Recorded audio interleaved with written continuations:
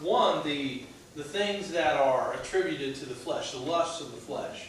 And it gives us this laundry list of things that are attributed to the lusts of the flesh: adultery, fornication, uncleanness, lasciviousness, idolatry, witchcraft, so on and so forth.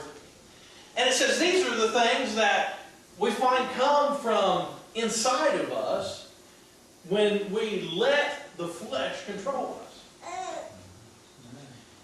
These are the product. You know, if we were to go a natural course with no moral compass inside of us whatsoever, these would be the products that we would see inside a person. Even people, for the most part, even those who haven't accepted Christ, have some kind of moral compass because of the way they've been taught, which keeps them away from these things. Now, Paul contrasts these things that are I guess we would call them the fruits of the flesh. Like I say, if they were uncontrolled, these were the things that would come. But he contrasts those with the fruits of the Spirit. And he said if the spiritual man is uncontrolled and unbridled, these are the things that the spiritual man does. Things like love and joy and peace and long-suffering and gentleness and goodness and faith and meekness and temperance. Boy, those are an awful lot of good. Now that's what happens if a man is totally controlled by the Spirit, as opposed to what happens when a person is totally controlled by it. So he gives us a contrast and says, these are the products that we see of a person who's led by the Spirit. You know, it is uncommon these days to see these attributes in a large number of people. You don't see people who are loving, who have joy and peace and long-suffering and meekness and gentleness. And you don't find people like that very often. They are becoming a rarer and rarer breed. But listen to what I'm saying to you. You know, one of the things that we do see in the church is we see people who are pretending to be Spirit-led. You know, one of the last things that Paul writes, he tells Timothy, he said, beware of the last day. He said there are going to be people who are going to rise up who are going to be deceiving people. There are going to be people who are false prophets are going to rise, and they're going to bring forth all kinds of deceptions. Now notice that he does call them a false prophet. In other words, that they're going to bring out some kind of power. That they're going to say, well, in this instance, I'm prophetic, I have some kind of power. But they're going to be false prophets. Right. They're going to be people who say they possess something supernatural, something spiritual. However, they don't. You know, I find it interesting when in Corinthians chapter 12, when Paul is discussing spiritual gifts, he says, though I speak with the tongue of men and of angels, if I have not charity, that's it. If I have not charity, I'm nothing but sounding brass and a tinkling cymbal.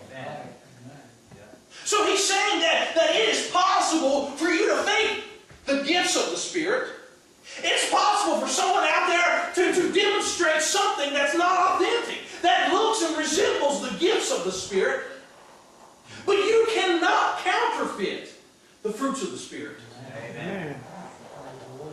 You know, there are people out there today who are operating in some kind of what they call supernatural power, and it is not of God.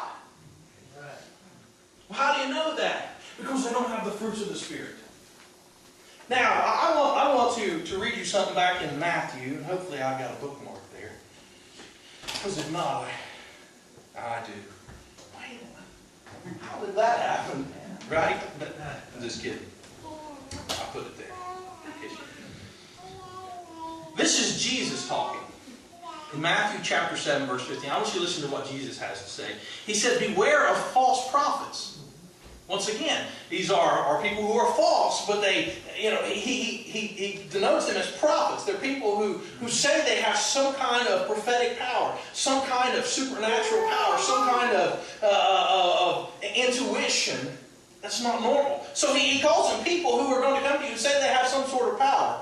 And he said, beware of false prophets, which come to you in sheep's clothing, who look like you do, who act like you do, who say some of the things that you do. He said, but inwardly they are ravening wolves.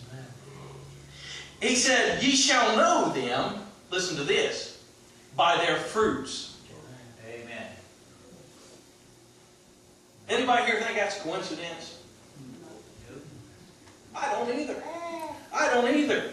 He said, do men gather grapes of thorns or figs of thistles? Now, let me just, I'm going to bring this to the church. Okay, I want you to listen to this. If you have got thistles in your life, if that's the kind of attitude that you have, if that is the kind of person that you've become, if you become a thistly person, if you don't have the fruits of the Spirit of your life, if you don't have love and meekness and temperance and gentleness, what kind of fruit do you expect to produce? Now that's just something to throw out there to think about a little bit. What is it that you're actually expecting people to see in your life if they're not seeing the fruits of the Spirit? What are you expecting to turn people to? That's what we're going to do. We're going to turn people away from the world and turn them to God. What are you expecting to turn people to when all you're showing them is the thistles and the briars? Yeah.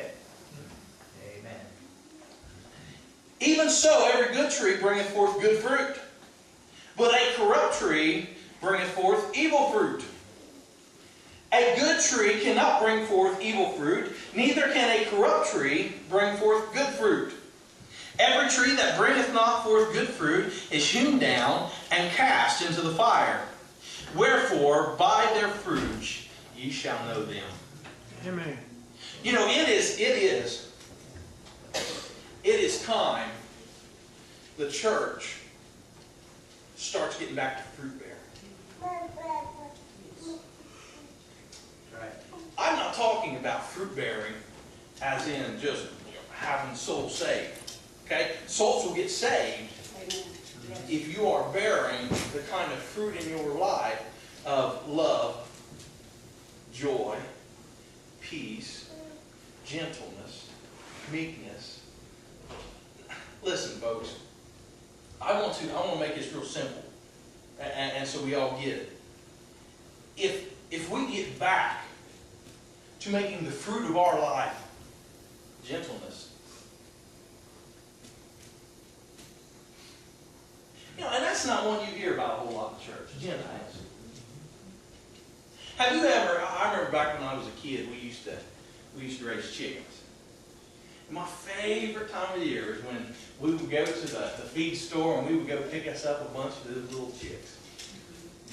And I would absolutely love, and I would go in and I would pick up those little chicks, and I would take them and I would hold them up in my hand, and I'd take one finger, because if you use more than one finger, they'll take it like this, because they weren't very strong. So you take one little finger and you go like this down the top of their head, and you just rub that little chicken. And you know what? As those chickens would grow up, they got attached to me. They did. My mother has a picture of me out in a porch swing that we put on the swing set. It was one of those ones. I was probably 6 or 7 years old, laying out there in that swing, and I had this big old white rooster wrapped up in my arms. It would sleep with me. Now, that's no joke. Because it had grown up under my gentleness. You don't hear about it in church. Gentleness. Folks, how do you handle people? How do you rub people? How do people feel when they're around you? Do you approach them with gentleness? See, folks, it is the fruits of the Spirit that will give us the fruit of souls. Folks, it is the fruit of the Spirit first that brings on the power of God. And when we have the fruit of the Spirit, when we have the love of God, when we have the meekness of God, when we have the gentleness of God, we're going to find that the power of God is right behind, and the church will be on the rise once again.